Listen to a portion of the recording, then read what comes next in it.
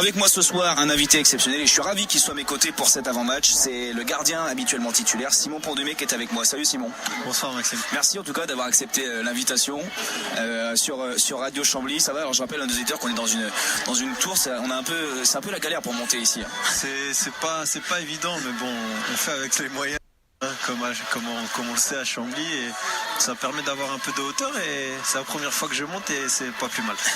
Alors déjà la question que tout le monde se pose, comment tu vas? Est-ce qu'il y a une date programmée pour ton retour depuis cette blessure face à Pau? Oui, il y aura une date programmée. Je sais que je vais en avoir encore pour 2 à 3 semaines afin de retrouver vraiment le groupe. Et j'espère faire mon retour peut-être contre Avranches, mais bon, c'est pas sûr encore. On verra le match d'Avranches qui a d'ailleurs été décalé au samedi. Alors tu m'en parlais juste avant qu'on prenne l'antenne. L'an passé c'était un match fou, Chambly s'est imposé 2-1 avec 2 buts dans les arrêts de jeu. Quel souvenir gardes-tu de ce match l'an passé, surtout que tu avais été exclu lors de ce match-là? Décidément tu n'aimes pas jouer Marseille-Consola à domicile. Ouais, j'avais pris un carton rouge, mais bon, si je peux prendre un carton rouge à chaque fois et qu'on gagne les matchs, je dirais pas non, mais bon, je jouerai pas beaucoup de matchs dans l'année. Mais c'est vrai que c'était un peu un match fou et au final on s'en sort bien. On a gagné ce match-là et ça nous a permis d'avoir une fin de saison dernière palpitante, donc c'était pas plus mal. Alors je le disais tout à l'heure, Chambly dernier ex-aequo au coup d'envoi. Vous êtes exempt dans 15 jours puisque Bastia ne joue pas en national cette saison. Autant dire ce soir Simon, faut pas se rater contre Marseille-Consola. Ouais, je t'ai entendu tout à l'heure, tu disais que c'était déjà un match charnière. Je pense que tu as plus ou moins raison, c'est un match, faut pas se louper. Peu importe la manière ce soir, faut prendre des points. On n'est pas là pour jouer pour pratiquer un beau football, on est là pour retrouver des valeurs et retrouver cette gagne et à domicile, peu importe la manière. Donc j'espère ce soir, malgré mon absence, on fera un bon match et surtout qu'il y aura une issue positive à la fin. Alors comment expliques-tu ce début de saison? Tu disais que les dernières Chambly jouaient les troubles faits pour monter, Boulogne également, et Boulogne au final on le voit est dans une même situation. Beaucoup ont pointé en début de saison la préparation justement d'avant-saison avec de nombreux blessés. Comment tu peux l'expliquer ça? Forcément, quand il y a des blessés, on peut se demander si la préparation a joué dessus. Donc c'est vrai qu'on se pose pas mal de questions là-dessus, mais bon, par rapport à l'année dernière, c'est vrai qu'on a un but de début compliqué, la préparation ou autre chose, je sais pas. Aujourd'hui, il y a des joueurs qui sont sur le terrain, il y a des joueurs qui sont blessés. On a un groupe très large, donc ça va. On a une équipe malgré tout ce soir sur le papier qui est intéressante et qui est compétitive. Donc comment expliquer? On n'a pas souvent les réponses. On n'a pas les réponses tout le temps. C'est les aléas du foot et il faut faire avec.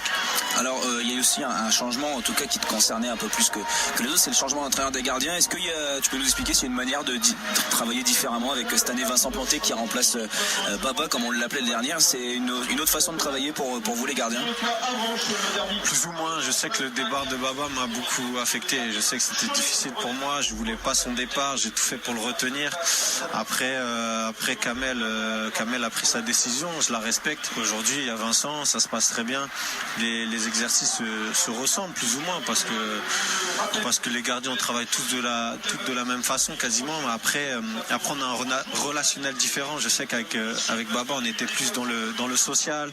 Avec Vincent on est plus dans l'approche des matchs et la gestion des temps forts, temps faibles et la préparation d'avant-match est intéressante et c'est là où ils mettent plutôt beaucoup. On a appris aussi tout récemment l'intégration dans le staff de Garo Doucouré. Comment vous avez appris cette nouvelle? Est-ce qu'il vous avait un peu vendu la mèche avant que ça sorte ou bien vous l'avez appris comme nous tous via le communiqué? Et surtout qu'est-ce que ça vous fait vous joueurs de voir au final un pote intégrer le staff? Après je pense qu'il faut faire attention avec le mot staff pour Garo. Je pense que c'est ce qui était dans le communiqué en tout cas. C'est ce qui était dans le communiqué, mais je pense que son rôle n'est pas exactement que Garo fasse partie du staff, mais c'est plus un relais. C'est un rôle de grand frère. C'est un relais entre le staff et les joueurs. Aujourd'hui, comme l'a expliqué le coach, on a un effectif très large. Le coach peut pas faire entre guillemets du social avec tout le monde, donc doit s'appuyer avec un relais dans le vestiaire. Aujourd'hui, on manque un peu de communication, donc c'est vrai que le coach peut pas non plus expliquer tous ses choix. Donc Garo fait partie. Son job, c'est ça, c'est d'avoir un relationnel avec le coach et le staff. Mais je pense que Garo nous apportera et devra nous apporter sur le terrain. Donc je pense que c'est là où il pourra nous apporter le plus. Après, le mot staff est un peu fort, mais c'est vrai que le président, le communiqué du club a fait de Garot un membre du staff, mais il faut relativiser tous ces propos, je pense, pour l'instant. Alors justement, tu parlais des choix du coach. Est-ce que ça peut expliquer aussi les mauvais résultats? J'entends dans le sens où Bruno Luzzi n'a pas forcément beaucoup de choix, notamment en défense, avec, on l'a dit tout à l'heure, cette armada de blessés. Forcément, le jour où l'équipe, on l'espère, retrouvera tout son effectif, ça ne peut qu'aller mieux. Ça ne pourra qu'aller mieux, mais après, on ne va pas se cacher derrière les blessés. Les absents ont toujours tort de toute façon. Donc, je pense que malgré tout, on a une défense compétitive. Il y a Anto Subervi qui est le rescapé des 4 derrière, plus le gardien. Qui est de retour d'ailleurs ce soir. Qui est de retour ce soir et qui a fait une bonne semaine. Donc je m'attends à une grosse performance d'Anto. Après les absents ont toujours tort, comme je t'ai dit, on ne va pas se cacher derrière tout ça. Et ceux qui jouent ce soir ont aussi leur carte à jouer. Je pense que eux aussi ont besoin de temps de jeu. Certains ne jouent pas beaucoup et à eux de montrer leur qualité ce soir. Et de toute façon, pour moi, la concurrence fait progresser et fait que avancer. Donc ça peut être que du bonus si nos défenseurs et notre gardien de but sont performants. Alors si je me trompe pas, tu as joué à Niort, au Mans et puis au Havre également. Est-ce qu'il y a quelque chose que tu as ici à Chambly que tu n'avais pas ailleurs? Peut-être souvent les gens parlent du relationnel, notamment avec les supporters ou avec les gens autour. Est-ce que ça serait éventuellement ça pour toi s'il y avait quelque chose à ressortir? Oui, totalement. On sait qu'ici l'ambiance est chaleureuse, les supporters sont proches de nous, sont très gentils, sont très ouverts. On est pour eux des hommes avant tout et on a le droit au pardon ici. Et il faut pas oublier que c'est un club familial et que dans d'autres clubs on l'a pas forcément. J'ai fait Auxerre, Le Havre, Le Mans aussi. Il y a des attentes différentes. Et aussi on a la chance de travailler et d'évoluer dans un certain confort. Et il faudrait pas tout gâcher par nos prestations médiocres, surtout à domicile. Alors justement là on voit en ce moment même la tribune Piocelle, 2 bâches marquées Copoise, une bâche marquée Ultra Copoise. C'est important pour vous les joueurs, surtout toi qui es gardien, en l'occurrence c'est vraiment dans ton dos lorsque tu es de ce côté-là. C'est important le soutien du public, notamment dans les moments où ça va un petit peu moins bien. Ouais, c'est toujours intéressant, c'est toujours agréable d'être soutenu. Après quand on est sur le terrain, je sais que j'ai joué dans des stades avec de nombreux supporters. On est surtout concentré par ce qui se passe, on n'entend pas vraiment, on entend de temps en temps. Vu que les supporters sont proches, on les entend aussi, surtout à Chambly, mais c'est vrai que c'est toujours intéressant quand on est soutenu, c'est toujours un plus surtout quand tu joues à domicile, d'être soutenu, c'est toujours intéressant. Alors avant le match, j'ai fait un petit sondage justement auprès des supporters du Copoise. Je leur ai demandé dans un groupe privé de te décrire en 3 mots et j'ai noté les mots qui revenaient le plus souvent. On a le mot simplicité, souplesse, battant, généreux, décisif, humble et combattant. Est-ce que tu es à peu près d'accord? Est-ce que ça te caractérise bien ou bien ils en font trop? Là, ils en font beaucoup trop. Déjà, si les supporters le savent pas, la souplesse et moi, ça fait 10. C'est vrai que j'ai rigolé quand j'ai vu souplesse. Donc souplesse, des fois, je sais pas trop comment je fais, mais bon, c'est beaucoup d'éloges et franchement, c'est très gentil. C'est toujours plaisant de recevoir des affections comme ça. C'est toujours gratifiant. Après, est-ce que je les mérite toutes? Je sais pas, mais en tout cas, c'est très gentil.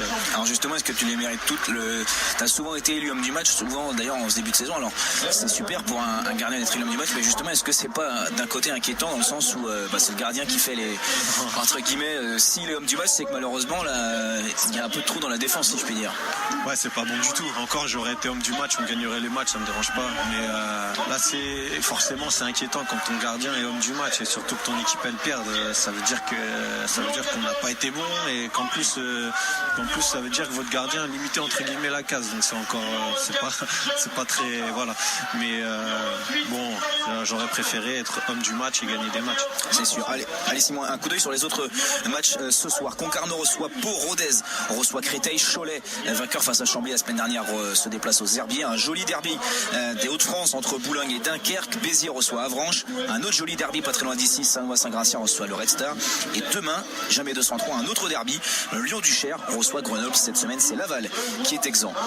Simon, lorsqu'on est au fin fond du classement, puisque c'est le classement pour Chambly. On se préoccupe d'abord de nos propres résultats avant de regarder ceux des autres. Par exemple, vous n'allez pas vous dire ce soir on va vite regarder ce que fait Avranches, puisque vous êtes égalité 2. C'est d'abord la concentration sur votre propre résultat. Pour rien te cacher, j'ai arrêté de regarder le classement après le match du Red Star. Okay. Ça fait un moment que j'ai pas regardé le classement, on ne peut que avancer. De toute façon, on peut pas regarder derrière nous parce qu'il n'y a plus personne. Donc on va pas se préoccuper des résultats parce que déjà ça ne mènera à rien. Si nous on n'avance pas et que les autres perdent, ça n'avancera à rien non plus. Donc on va se concentrer sur nous-mêmes et après on verra les résultats, mais c'est pas le plus. Aujourd'hui, c'est pas le plus important. Tu voulais me faire remarquer quelque chose? Non, c'est notre maillot. À domicile qu'on l'a pas souvent mis, et ça me fait plaisir pour une fois à domicile on puisse jouer avec nos couleurs, parce que les arbitres on va pas les critiquer, on va les laisser où ils sont, mais c'est vrai qu'on a du mal à jouer avec nos maillots à domicile, donc je suis content ce soir, c'est de bon augure. Et souvent toi à domicile tu es en jaune, mais là pour le coup Xavier jouera en orange complet puisque c'est Marseille Consola qui évolue ce soir en jaune. Gaëtan nous a rejoint dans la tour.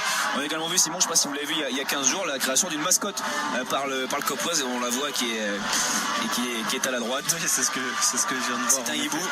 J'ai oublié son nom, à chaque fois j'oublie son nom. Je sais pas qui se cache là-dessous, j'aurais dit Gaëtan, mais bon, à mon avis c'est pas lui parce qu'il est à côté de moi. Mais peut-être Anthony Soubervi, j'aurais dit, mais il est sur le terrain, donc je vois pas trop. C'est le jeune Kylian Compiègne du Copoise qui se cache derrière cette banderole. Gros match ce soir, on voit Simon dans les travées notamment, on a beaucoup de drapeaux, beaucoup de typhons, on le répète, mais c'est important le public dans ces moments-là. Bah oui, c'est toujours important de se sentir surtout quand on est en difficulté au classement comme ça. On voit que nos supporters ils sont présents, il y a des ballons, il y a des drapeaux qui s'affichent, qui s'agitent, et j'espère qu'on va faire un bon match, mais surtout qu'on va prendre des points. Et ben voilà, en tout cas merci d'être venu à mon micro, Simon. C'était un plaisir. L'entrée des 22 acteurs sur la pelouse du Stade des Marais. Bon match à tous. Place à Football Club de Chambly, Marseille Consola.